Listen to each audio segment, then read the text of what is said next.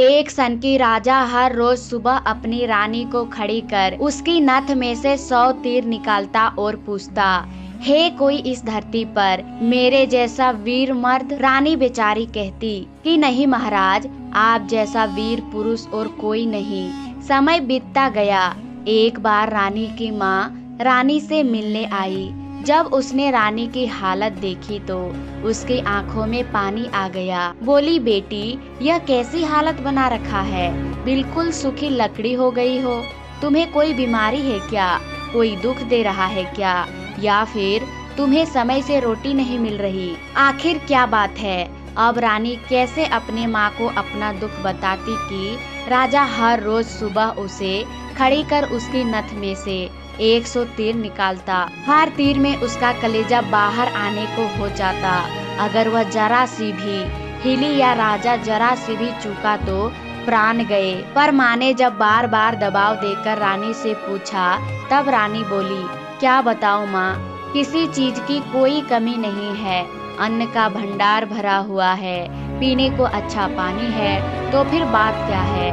बेटी माँ ने इस बार जब रानी का हाथ पकड़ अत्यंत रुदन स्वर में पूछा तो रानी टूट गई और अपनी वेदना प्रकट करते हुए कहा, माँ तुम्हारे जमाई राजा मेरी नाक की नथ में से 100 तीर निकालते हैं, जिससे मेरा हृदय थर थर कांपता है। मेरी तरफ आता हुआ हर तीर मुझे अपनी जिंदगी का आखिरी तीर प्रतीत होता है। यही बात मुझे हर समय अंदर ही अंदर खाए जाती है कि आज तेरा आखिरी दिन है, आज तेरा आखिरी दिन है। बस माँ, इसी चिंता के कारण कुछ भी खाना पीना मेरे हलक से नीचे नहीं उतरता। रानी की माँ ने हैरान होते हुए कहा, यह तुम क्या कह रही हो बेटी, यह कब हुआ? रानी बोली, माँ यह मत पूछो कब हुआ, यह पूछो कब नहीं हुआ। राजा हर रोज सुबह मुझे खड़ी करके सबसे पहली मेरी नथ में से 100 तीर निकालते हैं, उसके बाद ही अपना दिन शुरू करते हैं। बोली, कुछ बोलते भी हैं? रानी बोली, हाँ माँ, कहते हैं कि इस धरती पर मेरे जैसा कोई और मर्द है भला। रानी की माँ कुछ सोचते हुए बोली, बेटी चिंता मत कर, कल वो जब ऐसा पूछे तो कह देना, दुनिया में मर्द बहुत घर नहीं तो बाहर बहुत घर से बाहर निकलो, शेर को सवा शेर। बहुत इतना कह रानी की माँ अपनी बेटी से विदाई लेती है, अपने घर चली गई। अब रानी को इंतजार था तो बस अगली सुबह का। राजा ने सोती हुई रानी का हाथ पकड़कर उठाया और कहा, रानी आ जाओ, समय हो गया है। रानी ने सोचा, हे भगवान, बस आज और बच जाऊं, फिर तो जो माँ कहकर गई थी वो बोल दूंगी। और उठकर बाग में जाकर आंख बंद करके अपनी नथ पकड़कर खड़ी हो गई। राजा ने रोज की तरह एक के बाद एक 100 तीर रानी के नथ में से निकाले। तीर निकला। राजा बोला, बोल रानी, दुनिया में मेरे जैसा कोई और शूरवीर मर्द है? रानी हिम्मत जुटाकर बोली, महाराज, दुनिया में शूरवीर मर्द बहुत, आप बाहर निकल के देखो तो शेर को सवा शेर। बहुत। राजा हैरान होते हुए बोला, ठीक है रानी, अगर यही बात है तो कुछ खाने का सामान दो, मैं जा रहा हूँ बाहर शूरवीर मर्द देखने। मैं भी तो देखूं कोई मुझसे ज्यादा शूरवीर मर्द इस दुनिया में। थोड़ा बहुत खाने पीने का सामान ले राजा निकल पड़ा। चलते चलते एक कच्चे रास्ते पर हो लिया। थोड़ी दूर ही चला तो आगे देखा एक आदमी रास्ते के किनारे पर लेटा ऊपर की तरफ एक टक करके देख रहा है। राजा को बड़ा कौतूहल हुआ। ऊपर की तरफ देखा तो उसे सिवाय सूर्य की तेज किरणों के कुछ दिखाई नहीं दिया। जिज्ञासावश उसके पास और पूछा, क्यों भाई, कारण ऊपर क्या देख रहे हो? कान आदमी ने कहा, इंद्र के अखाड़े पर परियों का नाच हो रहा है, वो देख रहा हूँ। राजा ने एक बार फिर से ऊपर देखा पर उसे कुछ नहीं दिखाई दिया तो उसका आश्चर्य बढ़ गया। काने आदमी ने ऊपर की तरफ ध्यान लगाया। राजा से पूछा, तुम कौन हो भाई और कहाँ जा रहे हो? राजा बोला, मैं सूर्यगढ़ का राजा विक्रम हूँ। मैं दुनिया में शूरवीर मर्द देखने जा रहा हूँ। काने को बड़ा कौतुक हुआ। बोला, तो थोड़ी देर मेरी प्रतीक्षा करो भाई, नाचते गाजते एक परी के पाजेब टूट गए हैं, वो नीचे गिरने वाले हैं, बस उसको लेकर मैं भी तुम्हारे साथ सूरवीर मर्द देखने चलूंगा। कुछ ही देर में आकाश से छम छम की आवाज से एक पाजेब नीचे आ गिरी। कान्हे ने उसे उठाया और जेब में रख लिया और बोला, अब चलो भाई मर्द देखने, मर्द कैसे होते हैं, मैं भी तो देखूं। राजा के आश्चर्य की कोई सीमा नहीं थी, उसका अहंकार तो यही नष्ट हो चुका था, उसकी हवाइयां उड़ चुकी थी। सोचा कि तू तो रानी की नथ से तीर निकाल अपने आप को सबसे बड़ा मर्द समझता था, तेरे से ज्यादा तो यह कान्हा है, एक आंख से अंधा होते हुए भी इंद्र के अखाड़े में क्या हो रहा है ये देख लेता है। अब राजा और कान्हा आदमी दोनों एक साथ चल पड़े मर्द देखने। राजा और कान्हा आदमी अभी कुछ ही दूर चले थे। आगे एक नौजवान व्यक्ति धनुष बांध लिए किसी की प्रतीक्षा में बैठा हुआ था। राजा ने उससे भी पूछ लिया, क्यों भाई कैसे बैठे हो? व्यक्ति बोला, अपने दोस्त का इंतजार कर रहा हूँ। राजा बोला, कहाँ है तुम्हारा दोस्त? व्यक्ति बोला, मैंने 100 कोस पर तीर मारा है, उसे लेने के लिए गया है। इतना सुनना था कि राजा के पैरों तले जमीन खिसक गई। तो नौजवान व्यक्ति ने राजा और काने आदमी से पूछा, तुम लोग कहाँ जा रहे हो? काने ने कहा, मर्द देखने। उत्सुकतावश नौजवान ने कहा, तो भाई हम भी चलेंगे तुम्हारे साथ मर्द देखने, बस थोड़ा इंतजार करो, मेरा दोस्त अभी मेरा तीर लेकर आता ही होगा। राजा बोला, 100 कोस से आज ही थोड़े ना आएगा, तो उसे कई दिन लगेंगे। नौजवान ने मुस्कुराते हुए कहा, नहीं मान्यवर, उसे 100 कोस से जाने और आने में सिर्फ 1 घंटा लगता है। थोड़ी ही देर में एक लंगड़ा व्यक्ति नौजवान के द्वारा छोड़ा हुआ तीर हाथ में लेकर आता है। अब राजा को कांटो तो खून नहीं, रानी के नथ में से तीर निकालकर खुद को मर्द समझ रहा था। राजा को एक से बड़े एक सुरमा टकरा रहे थे। वो जिस बिल में हाथ डाल रहा था वहीं से सांप फुहार मार रहे थे। एक काना आदमी जो एक आंख ना होते हुए भी इंद्र के अखाड़े में परियों का नाच देख रहा है।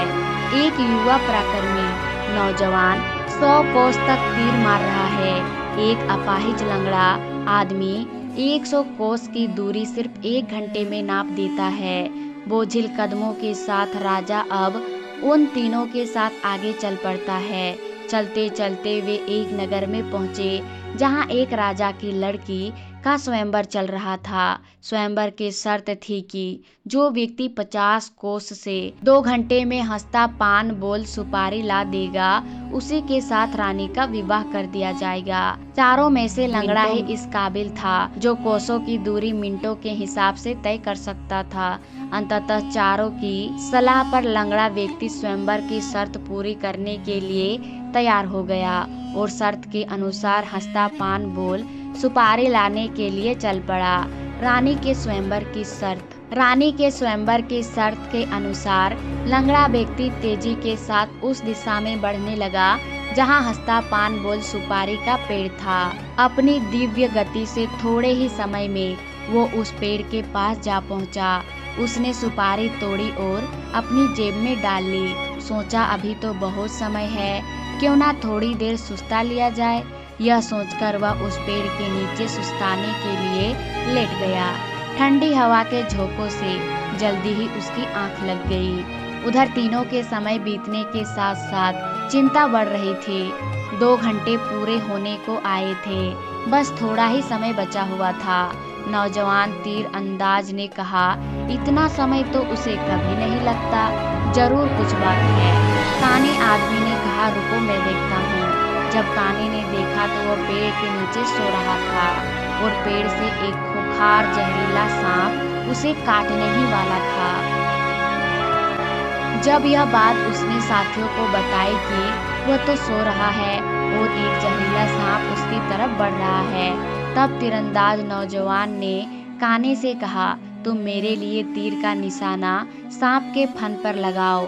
काने ने कहा, हाँ ये ठीक है, निशाना लगाकर मैं हुंकारा भरूं, तब तुम तीर छोड़ देना। कान्हे ने तीर को सांप के फन की दिशा में लगाकर जैसे ही हूँ कहा, तीरंदाज ने तीर छोड़ दिया। तीर सीधा जाकर सांप के फन पर लगा और थड़ा की आवाज के साथ सांप नीचे गिर गया। आवाज सुन लंगड़ा आदमी हड़बड़ाहट के साथ उठकर बैठ गया।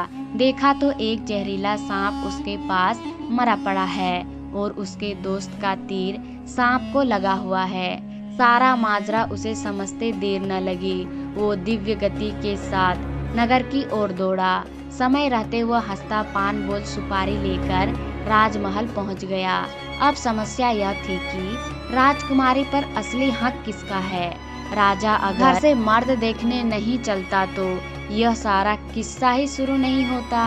कान्हा अगर अपनी दिव्य दृष्टि से देखकर लंगड़े व्यक्ति को सांप से नहीं बचाता तो राजकुमारी के स्वयंवर की शर्त कैसे पूरी होती। नौजवान तीरंदाज के पास 100 पूस तीर चलाने की क्षमता ना होती तो भी उसके मित्र को सांप डस लेता और शर्त पूरी नहीं होती। लंगड़े व्यक्ति के पास दिव्य गति न होती तो राजकुमारी स्वयंवर की शर्त पूरी न होती।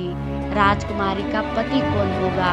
जब इसके ऊपर में आपस में सलाह मशवरा हुआ तो राजा को ही चुना गया, पर राजा ने अपनी सारी बीती बात बताकर कहा, मैं पहले से ही शादीशुदा हूँ, इसीलिए मैं राजकुमारी से शादी करूँ इसका सवाल ही पैदा नहीं होता।